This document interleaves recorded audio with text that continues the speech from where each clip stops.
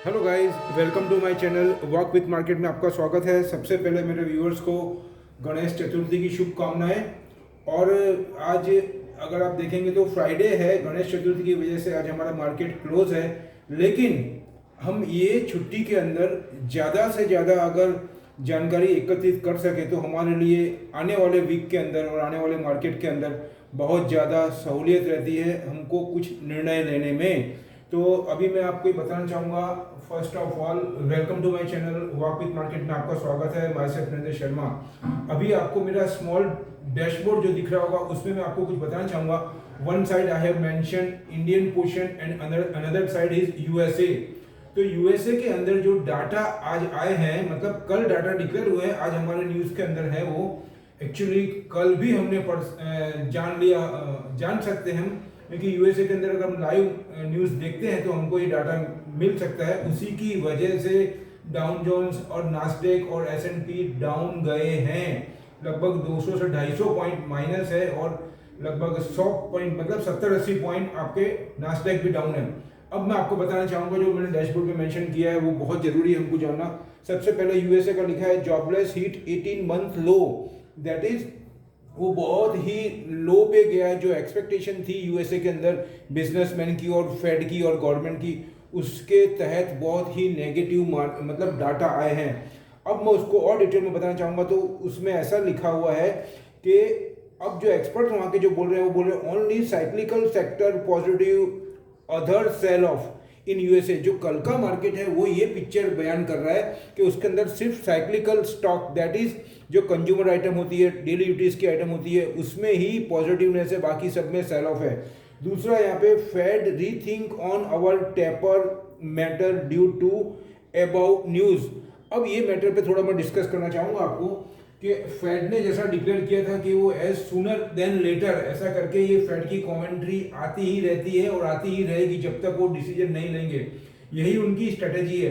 तो उसके अंदर उन्होंने बोला है कि वो लेने वाले थे जल्दी से जल्दी। फेड जो अपनी कमेंट्री दे रहा था कि जो एसेट्स एलोकेशन है उनका बाय का वो कम करेंगे जल्दी से जल्दी। लेकिन अब इस पे सवालिया निशान हो गए। मैंने आपको अगले वीडियो में एक दफे बताया भी है, क्लियर कट 1 या 2 दफे मैंने मेंशन किया है कि फेड ने भले बोला, लेकिन उन्होंने एक पॉइंट साथ में ऐड कर दिया था जब उन्होंने बोला था कि we have to started very sooner, मतलब जो एसेट्स एलोकेशन था उसका टेपर का काम शुरू करेंगे। लेकिन साथ में उन्होंने एक पॉइंट डाला था we have to wait for job data.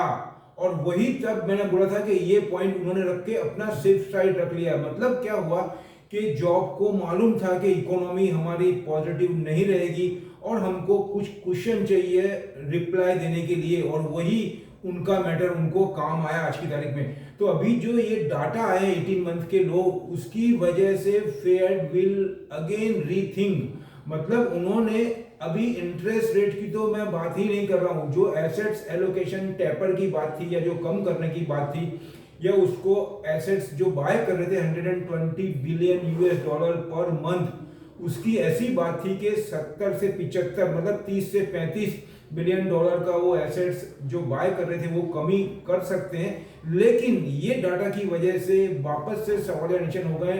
Fade will again rethink our policy, मतलब जो उन्होंने अनाउंस किया उसके ऊपर वापस से वो निर्णय करेंगे, वापस से चर्चा विचारणा करेंगे, डिस्कस करेंगे कि ये एसेट्स एलोकेशन को हमको टेपर करना है या रोकना है या कम करना है।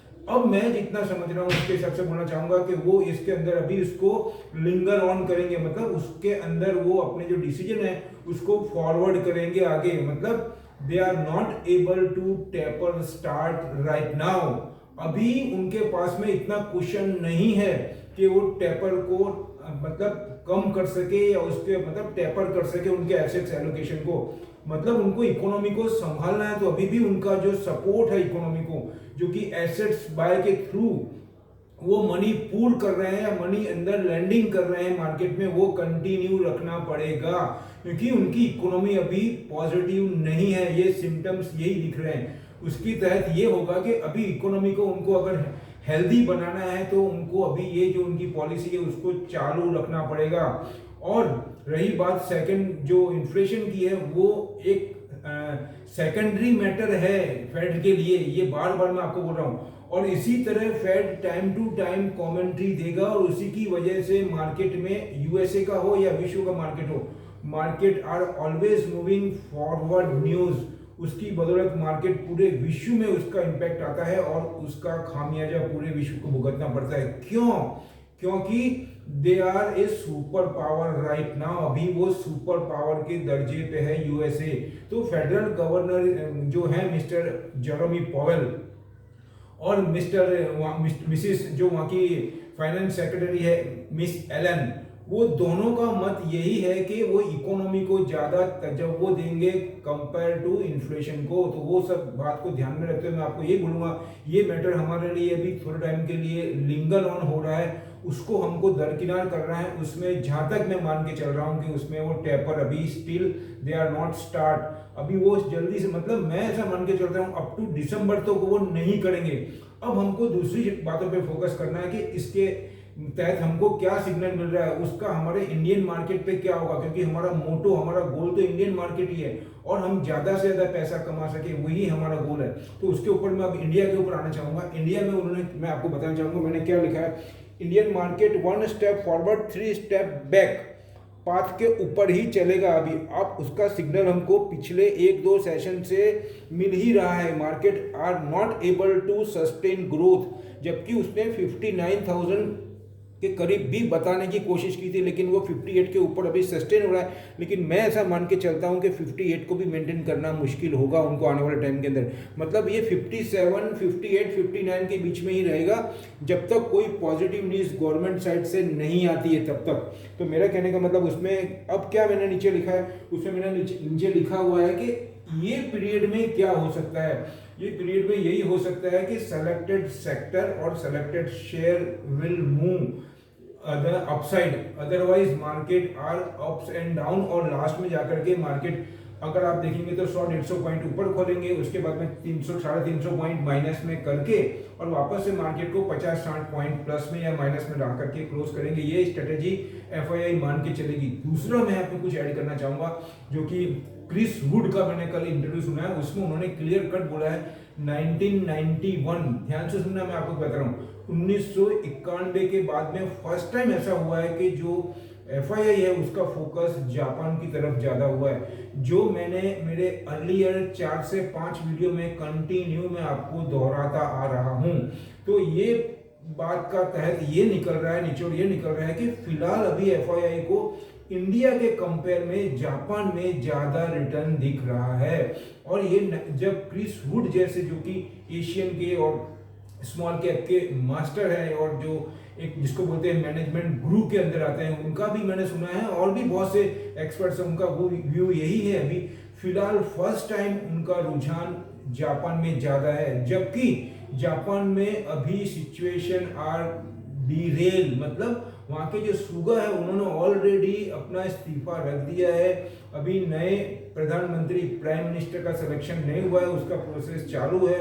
उसमें 3 से 4 जो कैंडिडेट है वो अपना अपना दावा पेश कर रहे हैं, बट वो प्रोसेस में थोड़ा टाइम लगेगा क्योंकि मिस्टर सुगा ने वहाँ पे अभी आप देखेंगे तो डेल्टा वेरिएंट को लेकर के काफ़ी ज़्यादा फोकस में है। प्लस वहाँ पे जो पैरा ओलंपिक हुआ है और ओलंपिक हुआ है उसके अंदर कुछ ऐसे केसेस हुए हैं जिसकी बदौलत पूरे विश्व में जापान के लिए थोड़ा एक क्वेश्चन मार्क हो गया था कि they are not able to handle Covid and delta variant. और अभी पिछले 8-10 दिन की अगर मैं बात करना चाहूँ तो डेल्टा वेरिएंट में बहुत ज़्यादा प्रॉब्लम क्रिएट किया है। वहाँ पे 10,000 से भी ज़्यादा बेड की रिक्वायरमेंट थी हॉस्पिटल में। अब ये बात क्यों इतनी इंपॉर्टेंस है, मतलब आपको मैं बताना चाहता हूँ कि वहाँ पे बेड अवेलेबल नहीं थे जो पेशेंट्स हैं उनके लिए। जब जापान जैसी स्थिति में यानी कंट्री में ऐसी स्थिति हो सकती है तो आप कल्पना कर सकते हैं हमारी इंडिया में कैसे मैनेज किया होगा। मैं किसी का सपोर्ट नहीं कर रहा हूं, लेकिन जो तथ्य है, फैक्ट है, वो आपके सामने मैं आपको रख रहा हूं। तो कहने का मतलब जापान जैसी कंट्री के अंदर बेड की प्रॉब्लम है, कोविड को मेंटेन नहीं हो रहा है, डेल्टा वेरिएंट बहुत ज़्यादा स्प्रेड हो रहा है, ये सब के तहत वहाँ पे भी इकोनॉमी माइनस होनी चाहिए, जबकि माइनस होनी चाहिए। लेकिन एफआईआई के कंटिन्यू इंटरेस्ट की वजह से, रुझान की वजह से, उनका एलोकेशन बढ़ने की वजह से वहाँ पे market continue up and up ही जा रहा है। और आने वाले टाइम में भी ऐसा ही रहेगा क्योंकि एफआईआई ऐसा मान के चल रही है कि वो अपना जो उनका रुझान है वो उसके अंदर और भी ज़्यादा मतलब पॉजिटिव है। उनको ऐसा लग रहा है कि आने वाला जो लीडर है वो बहुत एग्रेसिव होगा, बहुत प्रॉम्प्ट एक्शन लेगा उसके तहत, और इकोनॉमी भी वहाँ की बहुत रैपिडली चलेगी। ये सब बात को ध्यान में रखते हुए मैं आपको बताना चाहूँगा कि मार्केट यहाँ से, हमारा मार्केट तो डोल ड्रम ही रहेगा, मतलब क्वेश्चन मतलब बहुत ज़्यादा पॉजिटिव नहीं रहेगा, बहुत ज़्यादा नेगेटिव, लेकिन चांसेस आर नेगेटिव के ज़्यादा है मेरे हिसाब से। अगर मैं आपको ये बोलना चाहूँ तो 50-50 चांस मैं मेरे एक्सपीरियंस के हिसाब से रखना चाहूँगा। 50% चांस बढ़ने के हैं। वो भी मैं क्यों बता रहा हूँ, क्योंकि हमारा biggest festival that is Diwali वो नियर टू राइट नाउ, उसकी बदौलत भी 50% दे रहा हूँ। अदरवाइज तो जापान का मार्केट अभी पॉजिटिव है। ये सब बातों को मैं आपको इसलिए बताना चाहता हूँ कि ये आपको और हमको आने वाले मार्केट के अंदर बहुत सपोर्ट करेगी।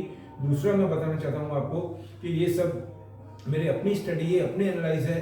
आप अपना डिसीजन अपने एक्सपर्ट की गाइडेंस लें। और मेरी वीडियो अच्छे लग रहे हैं तो मेरी वीडियो को आप लाइक करें, शेयर करें, सब्सक्राइब भी करें। अब मैं आता हूं मेरे कंक्लूजन पे कि ये मैटर को देखते हुए कौन कौन से क्षेत्र ऐसे हैं, कौन कौन से सेक्टर ऐसे हैं, कौन कौन से शेयर ऐसे हैं जो आने वाले वीक में बढ़ सकते हैं। तो जैसे कि मैं आपको बताना चाहूंगा, मैं आपको वापस याद दिलाऊंगा क्रिस वुड, उन्होंने क्या बोला है, और अमेरिका के आर्टिकल के अंदर भी यही मैंने सुना है कि, और जापान के अंदर भी देखेंगे तो साइक्लिकल स्टॉक बहुत ज़्यादा पॉजिटिव है। तो हम भी वही पाथ पे चलना चाहेंगे। तो उसके अंदर मैं आपको बताऊंगा सबसे पहले इंडिया मार्ट। इंडिया मार्ट ध्यान से सुनना, मैं आपको लिख के नहीं बता रहा हूँ, लिख के भी मैं मेंशन कर दूंगा, लेकिन अभी फिलहाल मैं आपको ओरली मेंशन कर रहा हूँ। इंडिया मार्ट बहुत पॉजिटिव है। कल के प्राइस जो भी मैं बता रहा हूँ वो सब कल का क्लोजिंग ही पकड़ना है आपको। India mart is very police. उसके बाद में आप देखेंगे गोदरेज कंज्यूमर, टाटा कंज्यूमर, और ये आइटम। उसके अलावा आपको बोलूंगा, अब मैं स्टील सेक्टर में आना चाहूंगा। तो स्टील के अंदर सबसे पहले मैं रखूंगा Tata steel,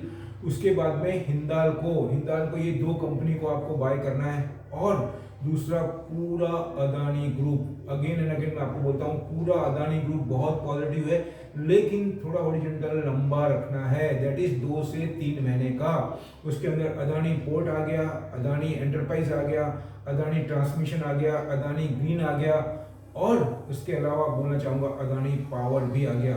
JSW steel are very positive. उसके अंदर एक ऐसा समाचार है कि JSW स्टील एंड पावर में से दे आर सेग्रीगेशन, मतलब वो स्टील को अलग करना चाहते हैं और पावर को अलग, दो सेपरेट डिवीजन बनाएंगे, जिससे कि उनका स्क्रूटनी अच्छे से हो सके, उसके ऊपर ध्यान रख के कहाँ पे इम्प्रूवमेंट करना है, इसकी उनको ज़्यादा बेहतरीन तरीकों से डाटा एनालाइज हो सकता है, इसी बेस पे वो अलग कर रहे हैं। दूसरा ये बोलूँगा, अभी मैं आपसे इजाजत चाहूँगा मेरा वीडियो समाप्त करने के लिए। दूसरा बोलूँगा आपको, ये जो मेरे वीडियो में आपको डिलीवर कर रहा हूँ उसमें पूरा सहयोग दें मुझे, और जो नया है उनको मैं रिक्वेस्ट करूँगा जाने से पहले आप सब्सक्राइब करना नहीं भूलें, जिससे कि हम और आप मिल करके आने वाले मार्केट के लिए पूरी तैयारी के साथ में ज़्यादा से ज़्यादा मैक्सिमम प्रॉफिट गेन कर सकें फ्रॉम FII। लास्ट में बोलूँगा जय हिंद। मिलते हैं अगले वीडियो में कुछ नई जानकारी के साथ में। Thank you.